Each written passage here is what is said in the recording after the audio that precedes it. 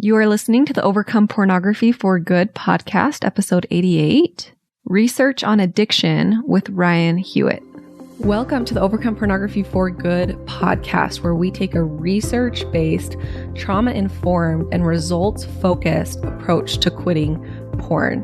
This approach has been revolutionary and changed thousands and thousands of lives. I'm your host, Sarah Brewer. Hey, you guys, welcome to the podcast this week. I'm so excited to share this interview with Ryan Hewitt. Ryan Hewitt is a researcher and is currently doing his dissertation around pornography and pornography use specifically in Christians. He reached out to me because there has been a lot of emerging research around porn that really supports my process. And so he wanted to share that with me. He wanted to share all this emerging research, and we decided to do a 3-part series of interviews with him. So we're going to talk about the research on addiction and porn use. You are going to find it fascinating. The research on moral incongruence and the research on shame. So today specifically, we're talking about addiction and all of the fascinating research around addiction and pornography that is emerging. So I hope that you enjoy this conversation. One thing I will say, if you want to help him with his own studies and his own dissertation, he is looking for survey participants. If you are a male between the ages of 18 and 29 and you identify as a Christian, those are the 3 criteria. You can go to outofthefog.faith to help him with his research. This is a great way to give back. If you've received help and hope and you want to use the struggles that you have had to help and support future generations, participating in this research is such a beautiful way to do that. So I really hope that you consider doing that. He needs 100 more responses. And I told him we can get that easy. We can get that easy with all the listeners that we have to listening to this podcast. We can get that. So please go and help him with his research. So please listen and enjoy this interview. You are going to find it so helpful and so fascinating. Hey, you guys, welcome to the podcast episode this week. I have an awesome guest today. His name's Ryan Hewitt. I'll let you introduce yourself and tell us who you are, what you do, etc. Yeah, thanks for having me on. I'm honestly really excited to get on here and just dialogue with you. I kind of have a weird background. I live in Colorado Springs now, originally from Tennessee. I got 5 kids, 3 biological, 2 adopted from China in the past few years, which has been a cool story that we've got to be a part of. But yeah, it kind of a weird background. I actually originally had my degrees in engineering, did that for about a year, went in the mission field for just a short time in Sierra Leone, and really sparked a love for education and working with young people. And so came back, became a high school math teacher, eventually became a vice principal and principal in a small school. But during that time, it was about 10 years, I started to see these growing trends, because that's in relatively short amount of time. But I started to see things that were really amplified kind of exponentially, it seemed. So one was just all of the questions and concerns and issues that were stemming amongst the young people regarding broadly the realm of sexuality. There's a whole lot of different threads there. But my specific school was a small faith-based school. And in addition to seeing that trend, I was seeing in these Christian circles and in these faith-based circles, it seemed like we were less likely to talk about it. It was almost like the secular world was having more conversations about this than we were, which seemed odd to me. And I was like, why are we not talking about these things? And then the third thing is I specifically did a lot of work with young men. And I just began on a personal level seeing these young men that were really stuck in these cycles. They just weren't seeing victory. And I started to put all this together. And again, this was just beyond just pornography. And I just started to really wrestle with like, okay, I have a heart for education, but I think my bigger heart is for young men to really come into fullness and into maturity and into growth. So from that, it compelled me to really dig into this whole realm of sexuality, how it's affecting young men. And then from that, one of the most obvious and glaring arenas was the realm of pornography. Yeah. Which again, the conversation wasn't going on very much in the context I was in. So all that to say, I began doing a doctoral research program, trying to get my PhD in ministry leadership, specifically looking at really the arena of sexuality in young men and more specifically pornography. Yeah. Very cool. So it started with you just doing maybe some volunteer work in your church, working with these young men, seeing this, seeing how it wasn't being talked about, seeing all the things, and that inspired you enough that made you want to go get a PhD in, remind me, sorry, in what? In ministry and It's just ministry leadership is kind of the real broad, umbrella term. So, but very really, cool. really like young adult ministry. Very cool. Specifically looking at pornography. Yeah, which is kind of an interesting arena. Again, it's because again, the whole thing, it's just not talked about very much. But that was really what compelled me. Is I would have so many one-on-one conversations, and you would just hear the same narrative over and over, and every single one of them would think, well, must be the only one. And I'm like, no, you're not. And why are we hearing this over and over, right. Yeah, but not talking about it? So right. that was just like an obvious, like, what are we missing here? I'm the only one, and it's probably like 90%. Exactly. Totally. Yeah. No, so Ryan, he reached out to me via email, and I don't remember exactly what your email said, but it basically said, hey, there's all this research that I'd be interested in talking to you about. We got on a call because I'm like, yes, I want to hear the research and see if there's anything new. And we had a really great discussion on how the new research that's coming out is very, very supportive of the things you'll hear on the podcast. And so I said, I would love for you to come on my podcast and let's talk about the specific research that is happening around pornography, how that's different than research we've seen in the past. We're going to talk specifically about addiction. We're going to talk about moral incongruence, and we're going to talk about shame and the research behind all of those with pornography. And you might be surprised at how it is different than maybe you were taught. If you've listened to my podcast, you won't be surprised. but this is fun because it's a bunch of research to back up the things. I was telling Ryan, I said, I'm super practical. And so I just look at how it affects people. And then we base it off of how it's affecting people. So it's really fun to have a lot of research based evidence that supports all that too. So Yeah. And what the reason I reached out, I think sometimes academic, people in the academic world, we just, especially PhDs in the research world, you think you're kind of like on the cutting edge of all these amazing things, and that your research is then going to change the world. But then you actually peel back the layers and you step outside, and there are people usually in these arenas that have actually at a very practical level figured it out and are already kind of moving the ball forward. And then the research actually catches up to what people are doing. And that's actually, Sarah, your work. I was like, hey, this is someone who's actually applying what now the research is coming behind and supporting, which I think is always a cool way, even though, again, researchers often think it's the other way around. Yeah, so cool. Well, I think you are on the cutting edge of some stuff, and I hope it becomes more and more. I hope that what we talk about isn't so like, what? That's such an amazing way to think about it. Like I hope that it gets less like that and it becomes more like, yeah, of course. Right. For sure. Of course, shame isn't helping us. Of course, the moral incongruence is playing a part. Yeah. So let's dive in.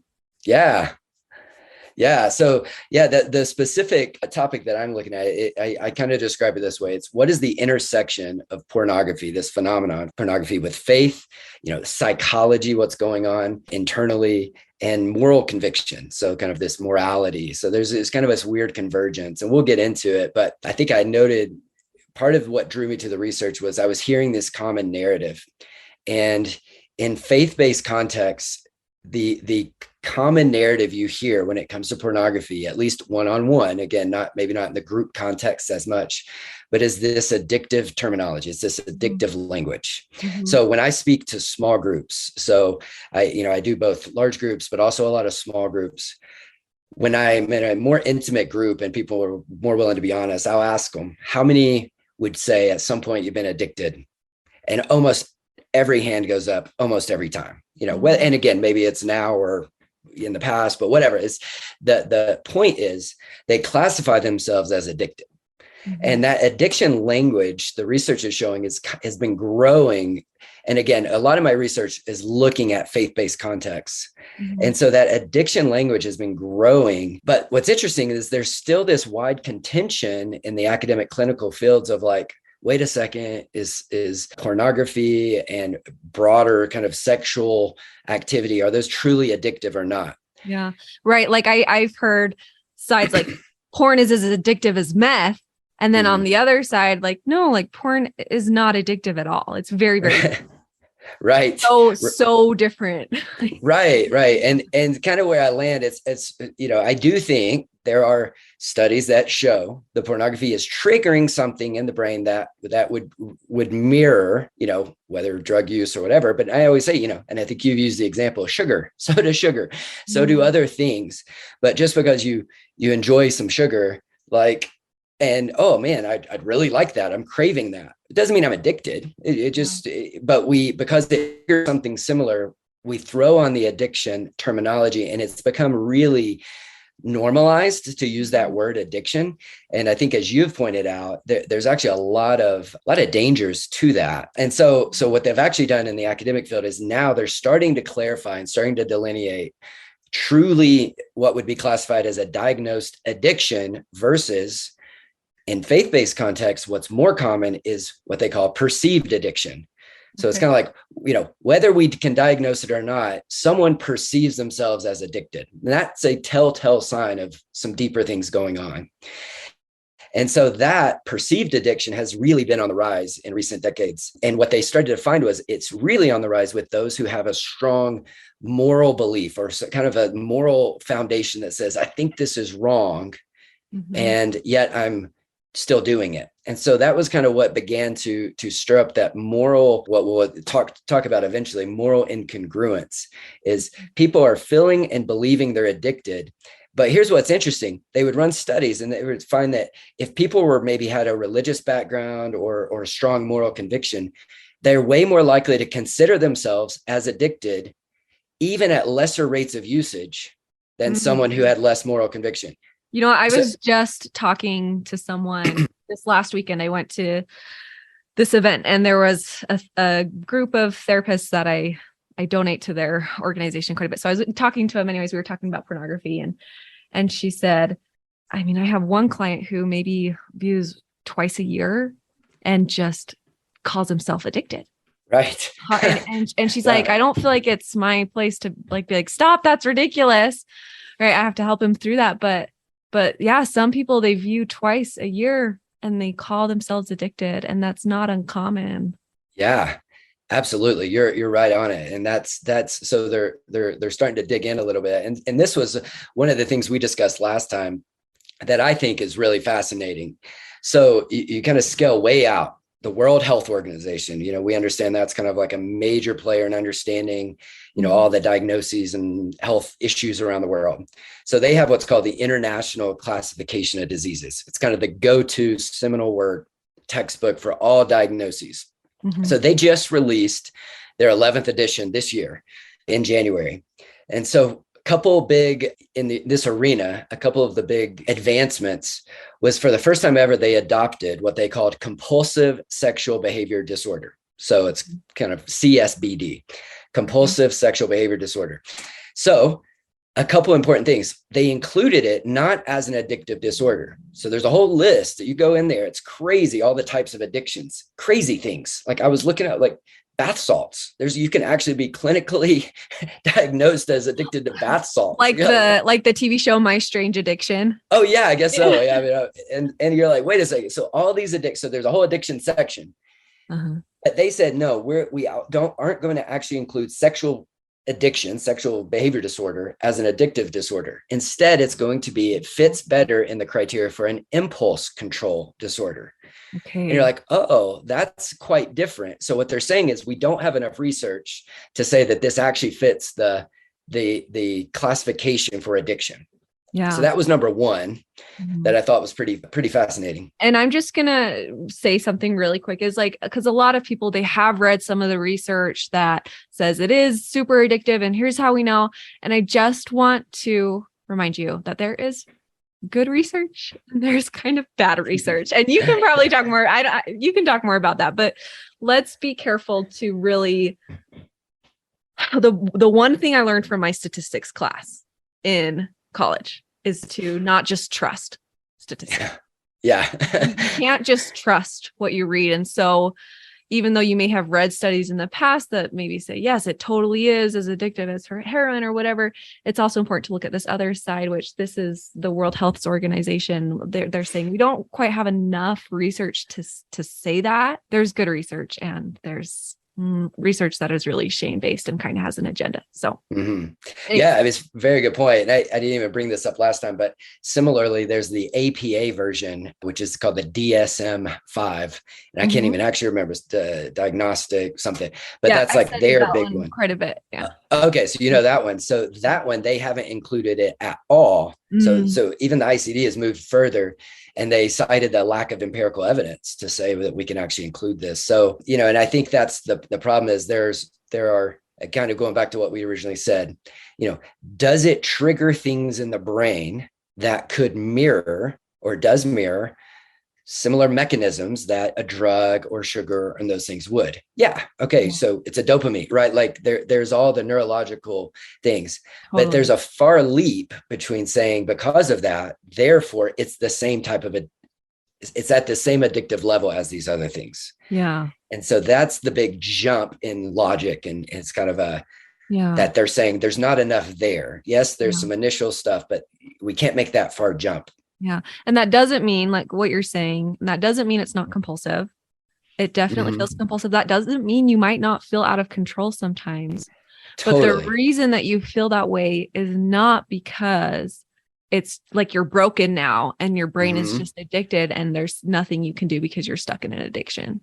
Yeah, absolutely. Exactly. That's part of that addictive language is what's so harmful is that it really begins to be an identity. I mean, it really is like, I'm powerless against this. I'm addicted. It's beyond me. And that's the danger. I think your work is very good at pointing out. And so, the second thing. So for one, that's important. It's an impulse control disorder. That's officially the name of it. And you're like, oh, wow, I have trouble controlling my impulses. Okay. Now, what's the other part that I found really fascinating. So you can actually look this up online. If you just type in ICD-11, compulsive sexual behavior disorder, you can find the full definition, the official one. At the very end, they give the entire definition. Now, they don't specifically list like pornography, but it's understood there's this umbrella of compulsive sexual behaviors, and pornography fits under that. They give the whole definition. The very last line in this official definition says this, and I'll read it. Distress that is entirely related to moral judgments and disapproval about sexual impulses, urges, or behaviors is not sufficient to meet this requirement. And you're like, wait a second. I don't know if I've ever read an official diagnosis that has a disclaimer that says, oh yeah, you're experiencing all of these things, but if it's actually because of something else, then you can't call it this. You're like, I don't know. That seemed really fascinating to me that they are actually read that again so that if we read it again. Distress that is entirely related to moral judgments and disapproval about sexual impulses, urges, or behaviors is not sufficient to meet this requirement.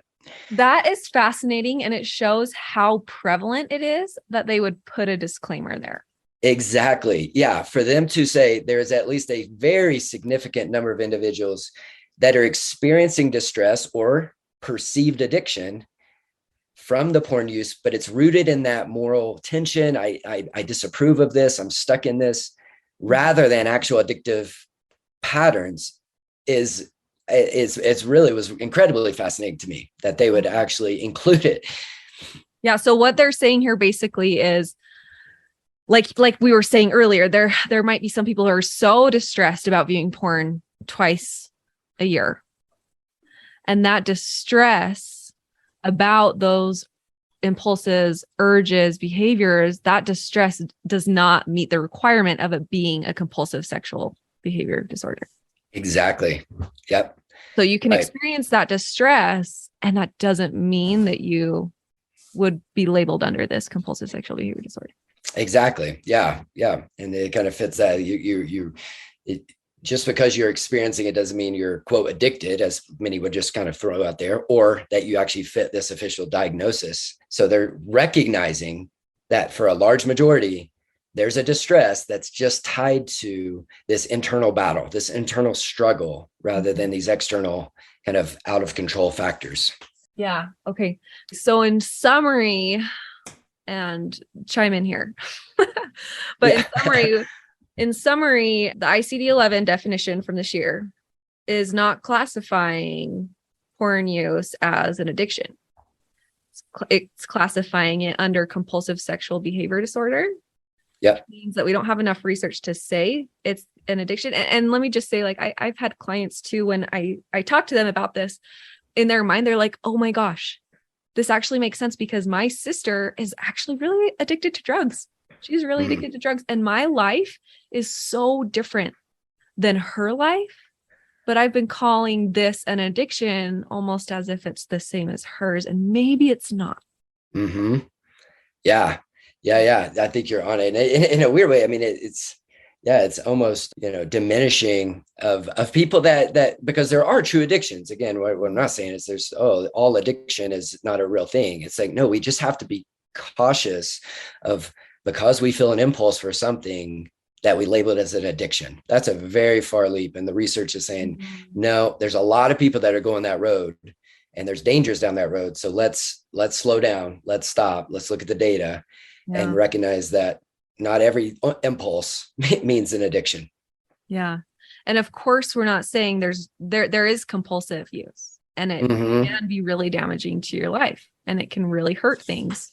And maybe we don't have to be addicted. Yeah. Really, the main message here is, well, my main message is that I try to tell people is just like, use what helps you, use the labels that help you. And for most people, addiction is not helping them when it comes to this. And it's just very cool that the research here really backs that up. Yeah. And I think, we're going to talk about in a couple further episodes is that as a foundational starting point, then begins to help you uncover the root, which then helps you diagnose the actual issue and get to solutions. And that's kind of where our research is now going, is this is kind of the starting point. Wait a second, maybe all of this talk about addiction, which heavily focuses on behavior and how can we help break this cycle of the behavioral addiction? Well, what if we misdiagnose the problem? And maybe that's why we're not seeing breakthrough, is because we've actually misdiagnosed the root of the issue. Yes.